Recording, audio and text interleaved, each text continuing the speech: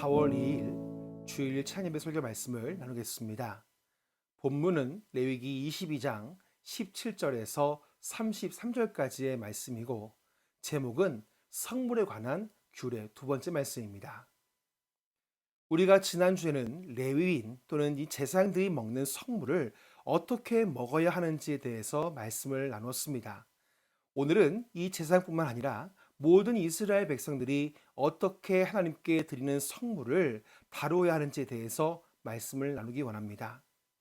본문 레위기 22장 17절에서 20절까지의 말씀입니다. 여호와께서 모세에게 말씀하여 이르시되 아론과 그의 아들들과 이스라엘 온 족속에게 말하여 이르라.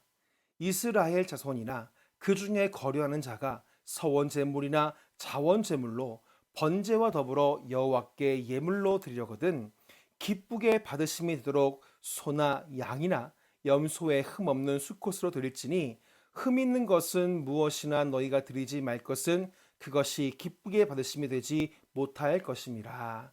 아멘. 레위기 말씀 보면 거룩에 대해서 여러 가지 제사와 규례, 삶, 그리고 법을 통해서 반복적으로 설명하고 있는 것을 볼 수 있습니다. 하나님께 드려지는 제물, 즉 성물을 드리는 사람과 제물까지도 얼마나 거룩해야 하는지를 나타내고 있습니다. 사실 인간은 하나님 앞에서 온전히 거룩할 수 없습니다. 인간이 죄를 범한 이후로 인간은 하나님과 분리가 되었습니다.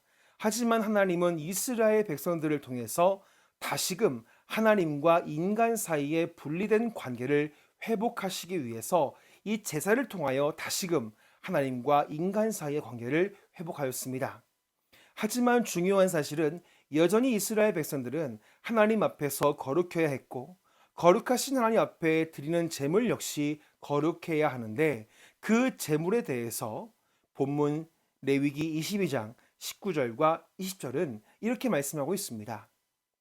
기쁘게 받으심이 되도록 소나 양이나 염소의 흠 없는 수컷으로 드릴지니 흠 있는 것은 무엇이나 너희가 드리지 말 것은 그것이 기쁘게 받으심이 되지 못할 것임이라. 아멘. 하나님께서 드리는 성물, 제물은 소나 양이나 흠이 없는 수컷으로만 드리도록 하였습니다. 여기서 흠은 양이나 소나 가축들이 생활하면서 긁히거나 상처가 난 것을 말합니다. 하지만 이 양이나 소의 흠은 죄를 상징하는 것입니다. 하나님은 죄가 없으신 거룩한 분이신데 흠과 정과 같은 이 죄가 있는 것을 받지 않으시는 것입니다.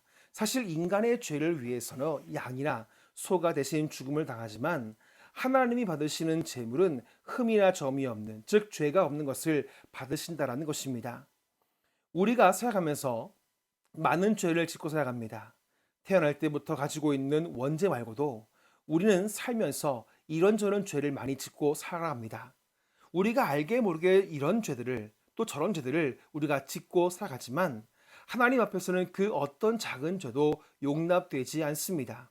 문제는 모든 인간은 다 죄를 가지고 있고 죄를 짓고 살아가고 있다는 것입니다. 그래서 로마서 3장 2, 3절 말씀에 인간에 대해서 이런 선고를 합니다. 모든 사람이 죄를 범하였음에 하나님의 영광에 이르지 못하더니. 아멘. 결국 모든 인간에게는 작든 크든 다 죄가 있다는 것이고 그 결과는 하나님의 영광에 있는 천국에 갈 수 없다는 것을 말씀하고 있는 것입니다. 그렇다면 어떻게 해야 하는 것일까요? 레위기에서 말하기를 흠이 없는 제물을 하나님께 드려야 한다는 것입니다. 신학적으로 해석한다면 죄가 없는 사람이 모든 인간을 대신할 제물이 될 수 있다는 것인데 로마서 3장 23절 말씀처럼 모든 사람이 다 죄를 범하였기 때문에 인간의 죄를 대신해서 제물을 될 수 있는 인간은 이 땅에 없다라는 것입니다.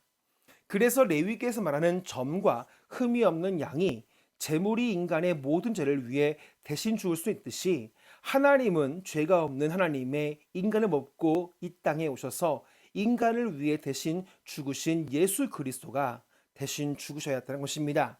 그래서 세례 요한은 요단강에서 이 세례를 받으러 오신 예수님을 향해서 요한복음 1장 29절에서 이렇게 선포하고 있습니다. 이튿날 요한이 예수께서 자기에게 나오심을 보고 이르되 보라 세상 죄를 지고 가는 하나님의 어린 양이로다. 아멘. 오늘은 세상의 죄를 지고 십자가에서 죽으시기 위해 예루살렘 안으로 입성하신 종려주일입니다. 이제 내일부터 예수님의 고난주간이 시작이 됩니다. 인간의 죄를 위해 대신 죽어야 하는 양이나 소가 자신의 모든 피를 흘리며 온 몸과 관절 마디마디가 쪼개어지는 것처럼 예수님도 채찍으로 온 몸이 찢어지며 피를 흘리며 결국 십자가에서 손과 볼에 못 박혀 우리를 위해 돌아가셨습니다. 우리는 이날을 믿음으로 경건하게 기억하며 지켜야 됩니다. 규례란 이스라엘 백성들이 반드시 지켜야 하는 하나님의 명령입니다.